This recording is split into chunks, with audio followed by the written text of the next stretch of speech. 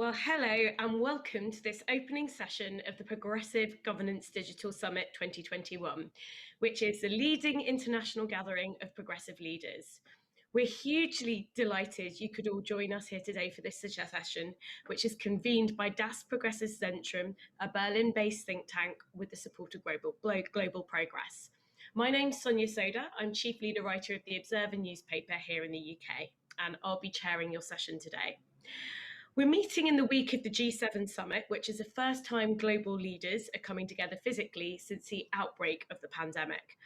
It's also the first time the G7 are meeting where we have, in a long time, where we have two progressive leaders in place in North America. And it is a huge honour to have one of them, Prime Minister Justin Trudeau of Canada, with us here today.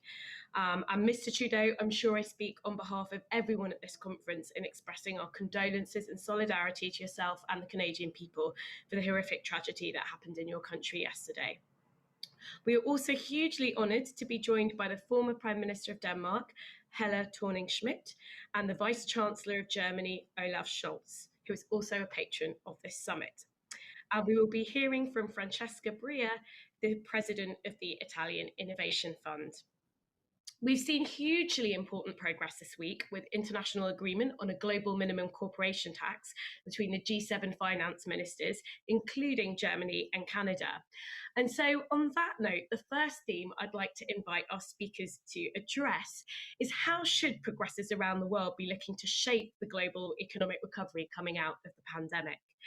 So Mr. Trudeau, over to you first, please. Thank you so much, and it is a pleasure to join with all of you for this conversation. First of all, this pandemic, I think, has emphasized things that we already knew as progressives, which is in order to create opportunity, in order to create the right kind of growth and indeed successful growth, we need to include everyone. We need to make sure that the barriers to participation, to economic success are reduced for minorities, for women, for various groups that have always been disadvantaged. And that's something that we've been working on for 5 years in Canada, but this pandemic really put an emphasis on the need to do that. So we made a promise from the beginning of the pandemic that we'd have people's backs, and we invested massively to support families, workers, small businesses across the country.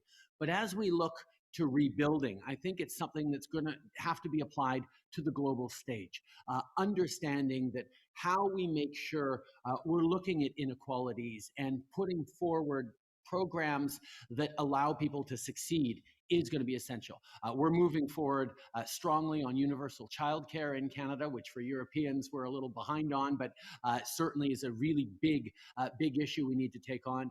We're moving forward with specific programs, whether it's a Black entrepreneurship strategy, because members of the Black community in Canada don't have the same access to capital as others for startups and entrepreneurs, just because of systemic racism and discrimination. We're moving forward on things like Indigenous procurement. We're moving forward on massive investments in low-income and affordable housing. These kinds of things, as we boost our education system and our innovation, is about giving us momentum to really move into the coming decade in a strong, progressive way where everyone gets to participate. And that really has been our focus.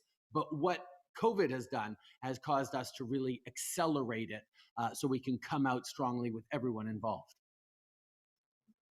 Brilliant. Thank you so much, Mr. Trudeau. It's great to hear about what's been happening in Canada. Helle Thorning-Schmidt, former Prime Minister of Denmark, former Chief Executive of Save the Children as well.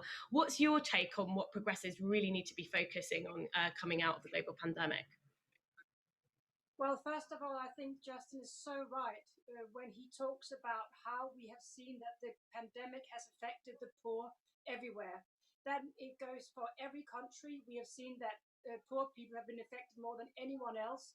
And we also know that moving forward, the people who will die from COVID will not be in the developed world, it will be in the developing world. And we're still seeing hardship in many parts of the world, in the global south, for example. So it's also the poorest people globally who have suffered most. And I do think that is a lesson for all of us to create systems, healthcare systems, benefit systems that that actually has this safety net under most people when something like this hits. So I do think it's been a tremendous lesson. And also, we progressive, we don't want to say we told you so, but I do think this underlines what we have been saying everywhere for a very long time, that we need that kind of safety net to protect people in times of crisis. I love your idea of universal childcare, Prime Minister. I think that is fantastic that you are working on that, because I also think that this crisis has taught us that it is the near things that matter most to people. Can they get their income? Is their house a good place to be? Can they live the way they live? So the near things are so important. And last thing I want to emphasize is I also think we have created a new conversation on climate change over the last year, where we have seen that there perhaps are different ways to meet each other. There are different ways to connect. And I'm hoping that this will be a real breakthrough for climate change debate. And I'm really being very excited about many things that are happening in the world right now, where, for example, the 1.5 degrees Celsius has become the norm that everyone is talking about. And the last, I said it was the last thing, but I've got one more thing, is basically, I think we have a new conversation about racism, but also about equality between men and women. This has also had a new impetus this past year, and I hope that as we move forward, this will be something that we don't forget, but is our foundation moving forward. Thank you so much. I think we're going to allow that "I told you so" in this case. Mr. Scholz, one of the things I wanted to ask you about was young people and how young people see the recovery, because there's been a new YouGov poll commissioned for this conference that's being published tomorrow that finds that young Germans are unfortunately quite sceptical about the future. So only 37% of them believe the country is moving in the right direction. So how do you think Germany can build the economic recovery that young people want to see? Thank you for the question, and I will come directly to it. But first, I would say, yes, we have a responsibility for the whole world to fight against the pandemic. And this also means that we will make sure that there is a good chance for the global south to be vaccinated. And this asks for our responsibility financing it and producing the vaccines and giving them to the countries and to the people that need them. It's also good for our own safety, because if we won't do so, the pandemic will not vanish, and will come back to our countries as well. But first, it is a question of humanity to act in this field and to be very clear. Second, I think, and this is important for the young people in my country, but in all the other countries, I think it is necessary that we fight against the economic consequences of the crisis.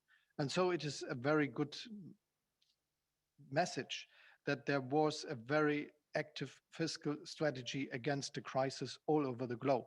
And this is especially so in Europe, where this was not the case 10 years ago when we had the crisis 2008 and 2009, and especially Germany was very much opposing the idea of a strong fiscal answer.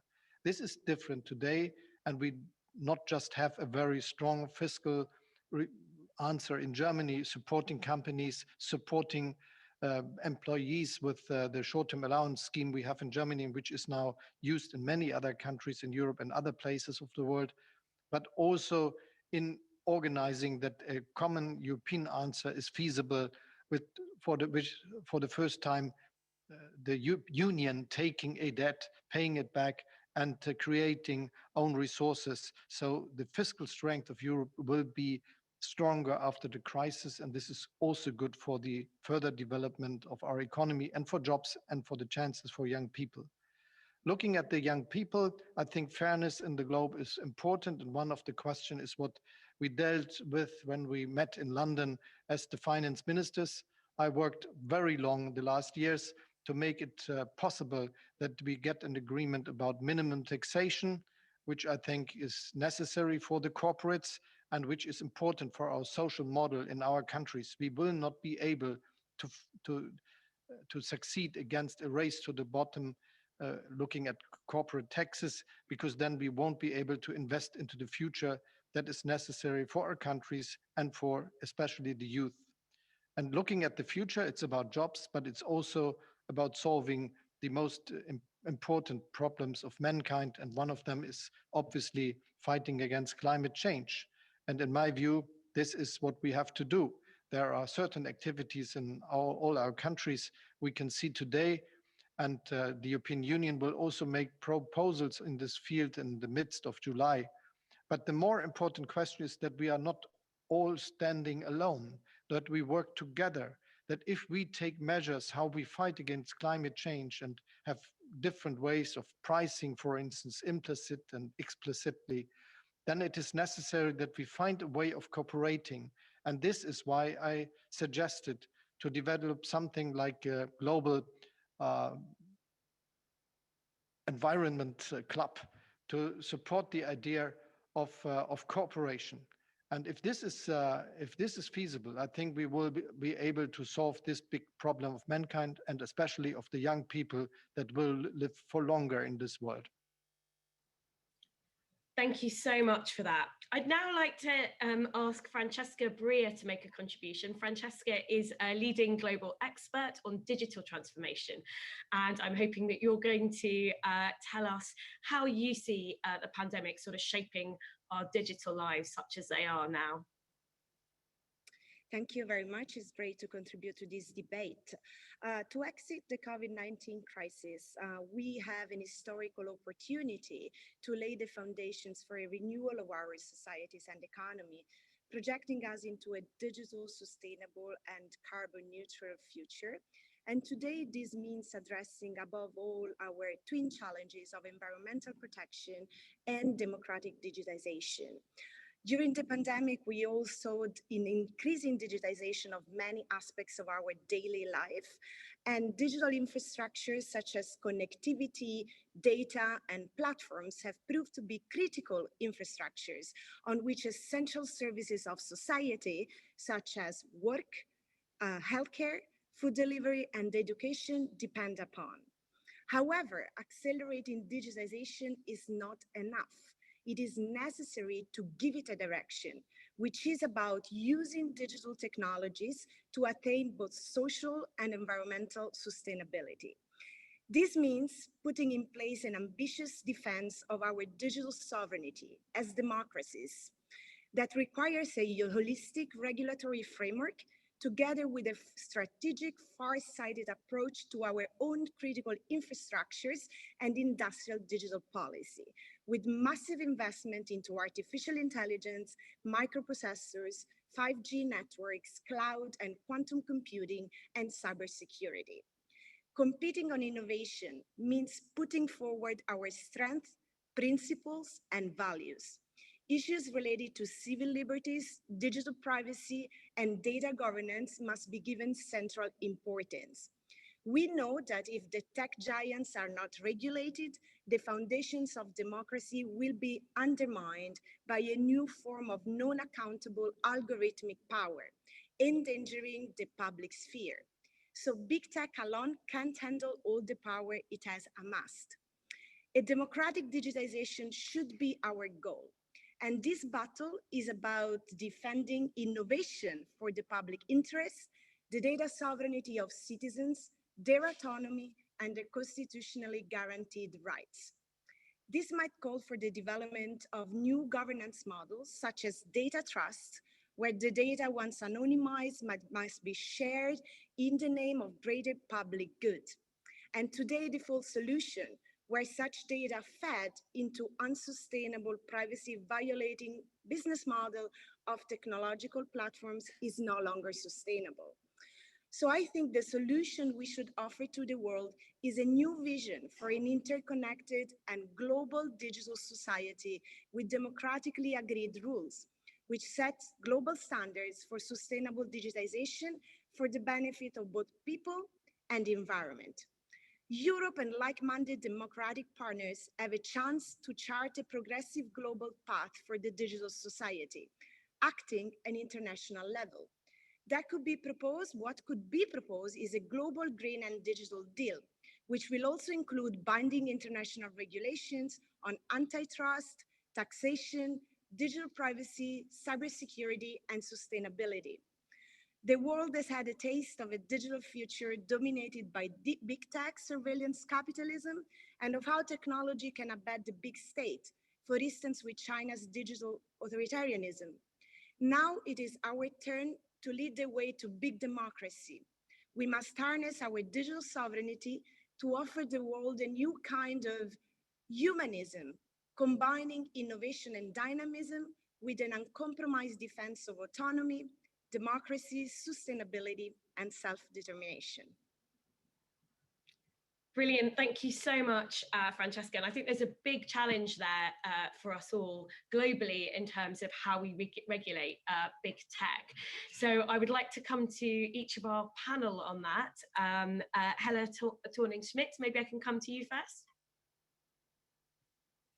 I mean, I'm close to regulating parts of big tech because I sit as the co-chair of Facebook's oversight board. We started a year ago, and some of you might have heard of the Trump case that we decided a while back, which have now made Facebook change their policies in certain areas, which we're very happy about. And my feeling is that we have to find a new way of regulating social media. I don't particularly think that governments are very well positioned to regulate social media. I know of many governments who would love to have that opportunity to regulate social media to the extent that it supports their regime and perhaps not the opposition. Just let's think of Turkey, Russia, Belarus. I could go on, the list is quite long. So I do think we have to find a third way of regulating social media. And my personal position at this stage is that we need independent bodies. This could be made by the UN. If that is not feasible, the second best is perhaps that the social media companies create these independent bodies, because one thing is certain, that we can't go on with social media companies regulating themselves in terms of content. We need to make social media a force for democracy, a force for good. And that also means that we have to find the balance. We have to create a balance, or understand that we are in a balancing act between free speech, which we all agree on, I think, in this conference, but also that we have human rights. And that is the crossing point that we have to find. And hopefully my oversight board will be part of the solution to solving those issues. Thank you so much. Olaf Scholz, can I come to you on how we get that balance between privacy and freedom of expression on the one hand and regulation on the other, correct? Thank you. And it's really very important to discuss this topic and to follow the ideas we heard.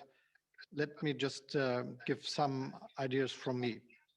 The first is, it is about taxes. We already discussed this in the first round, but I will repeat it again.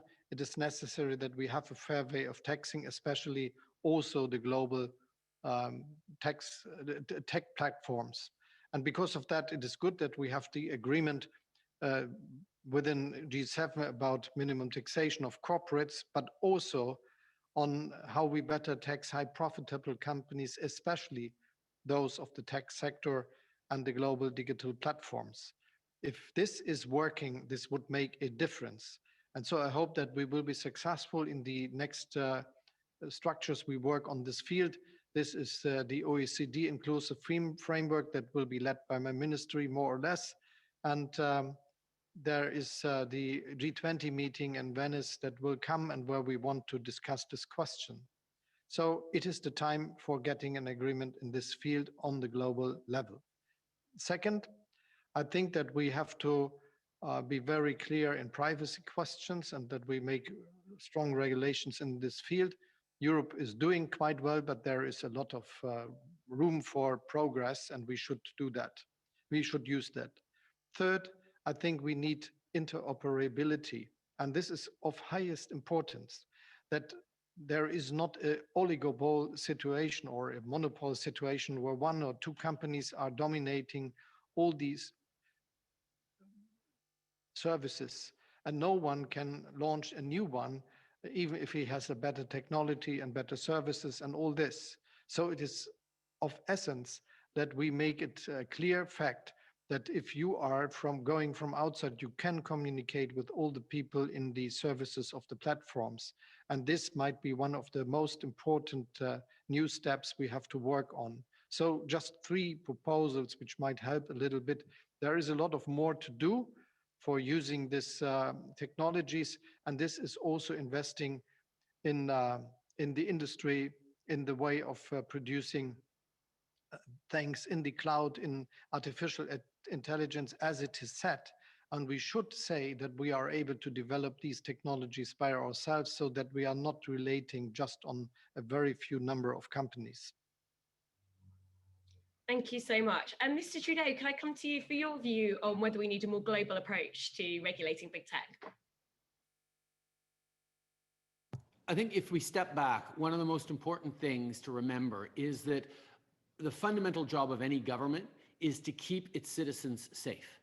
And if we can't do that, well, then people tend to stray away from democracy and go towards more authoritarianism because, well, maybe that'll keep them safe. And that safety and that optimism for the future is so, so important.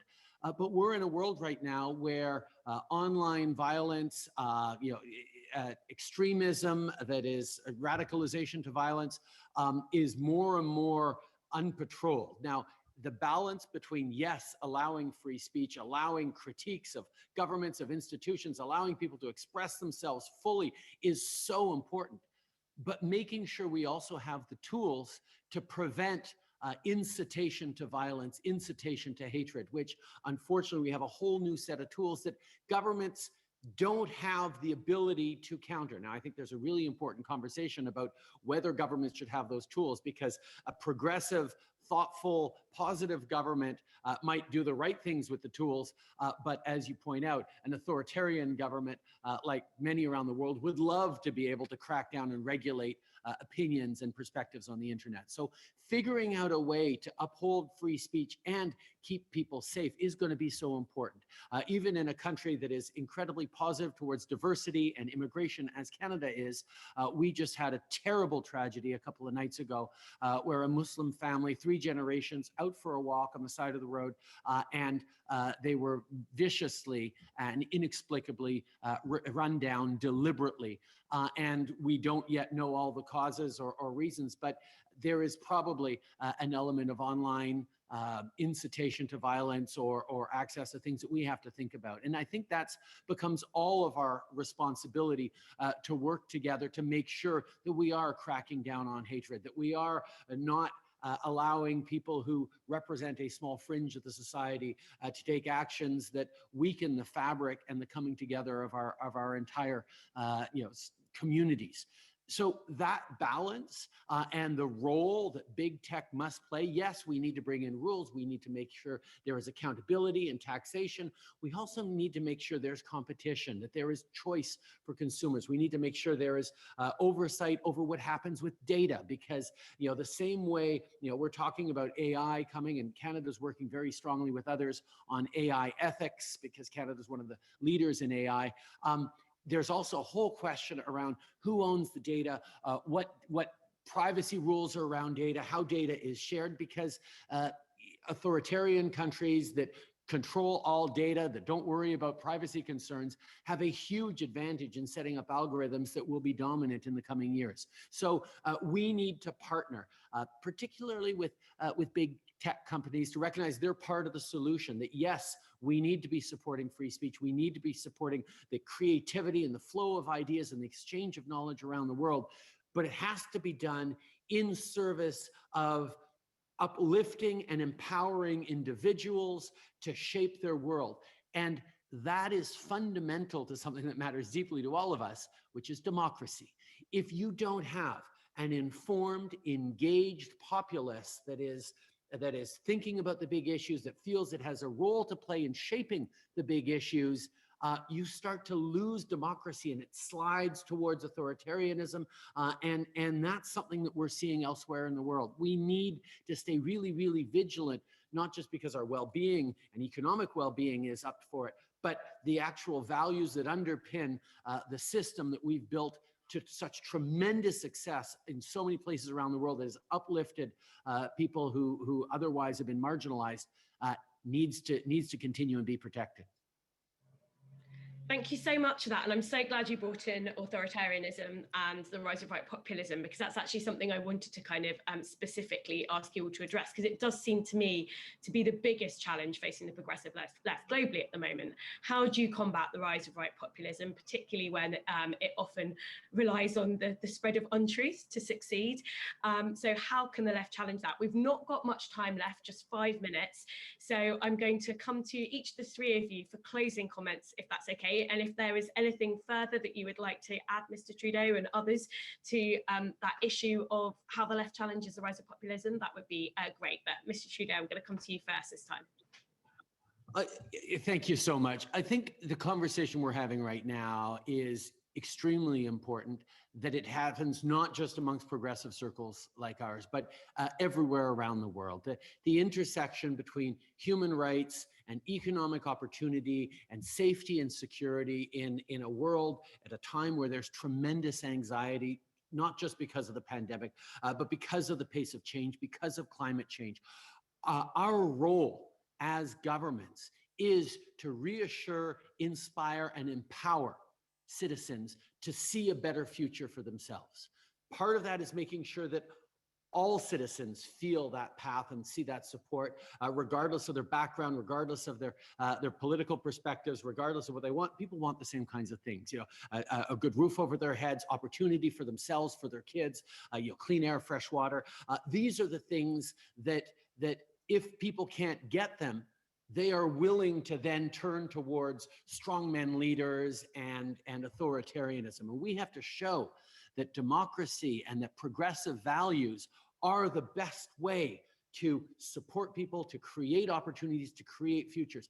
And that means, first of all, taking care of everyone in society, investing in the middle class and people working hard to join it, fighting climate change and creating a sense for everyone, including people in the natural resources industry, that there is a future for them, that there is a future for their community and their kids in innovation, in greener jobs, in new opportunities. It means empowering people to be less siloed and understand and connect with a broader range of diverse views. The story of the 20s, the story of the 21st century is going to be diversity and inclusion and learning from each other and hearing from each other and understanding different perspectives and integrating them into solutions we have. We know that when everyone thinks the same, you come up with the same kinds of solutions that don't work. When you bring around a range of thinkers, empower them to try and build a solution that is innovative and new, you get better outcomes. But that, if you're going to be open to difference, open to diversity,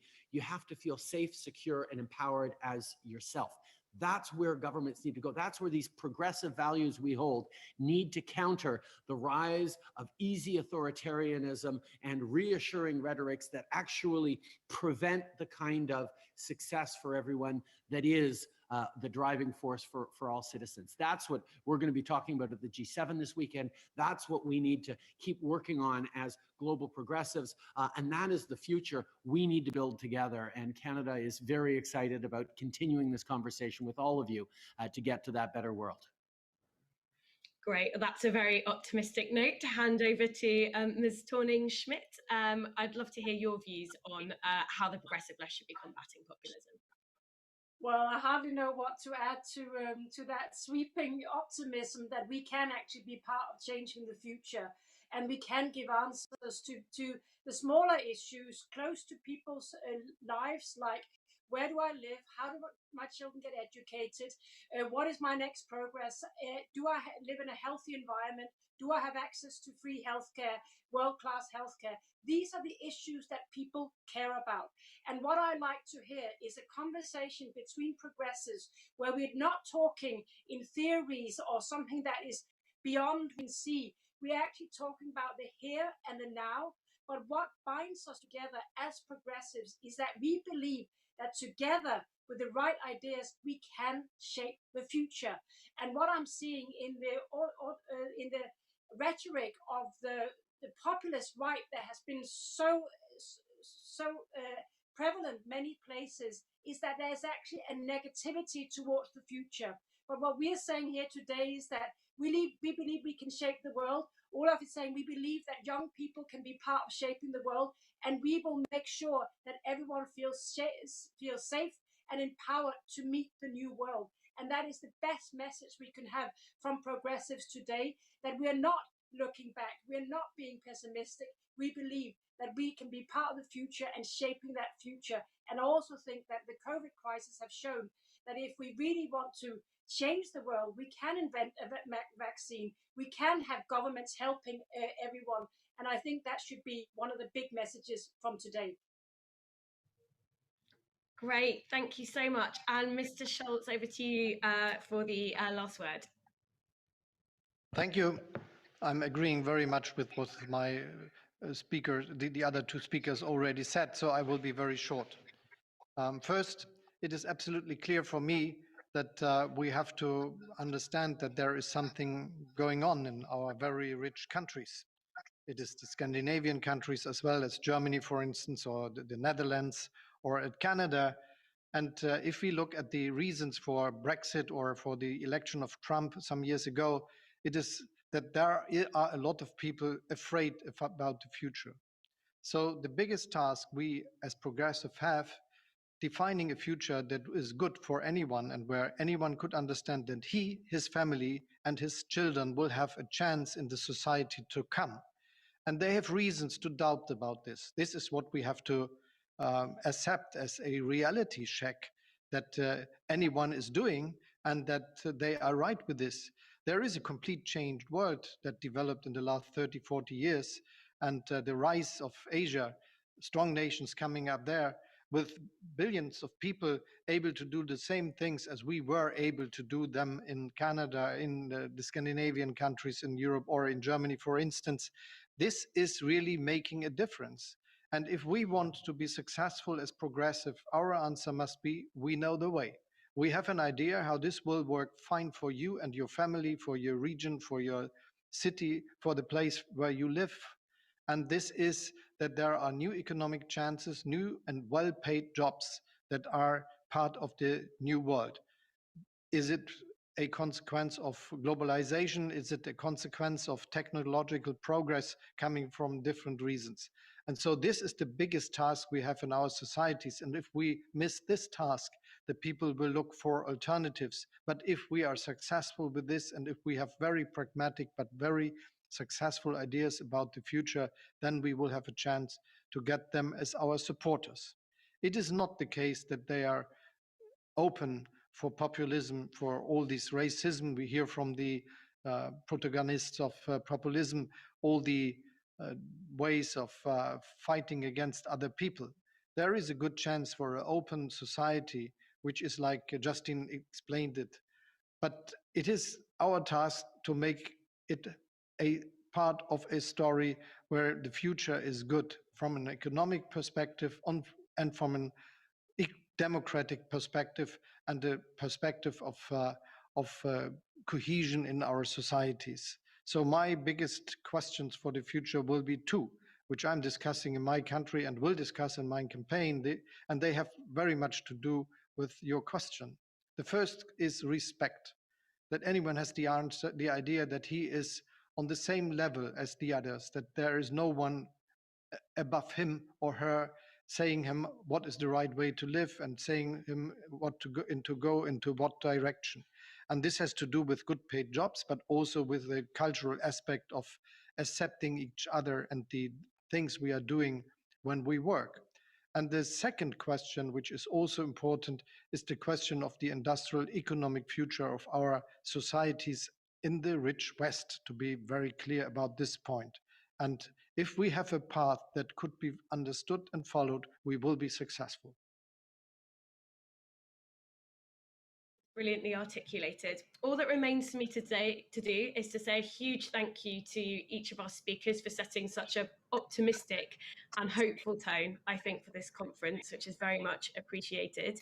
I'd also like to say a huge thank you to all of those of you who are watching. Thank you for joining us today, and another welcome to this conference. There's lots more to come today, And tomorrow, the conference will open with a session hosted by the RSA entitled People Power, a message to the G7, which will feature Leah Greenberg, who I'm sure we'll all agree is one of the strongest voices in civil society at the moment. So that's going to be fantastic. So please do tune in for that.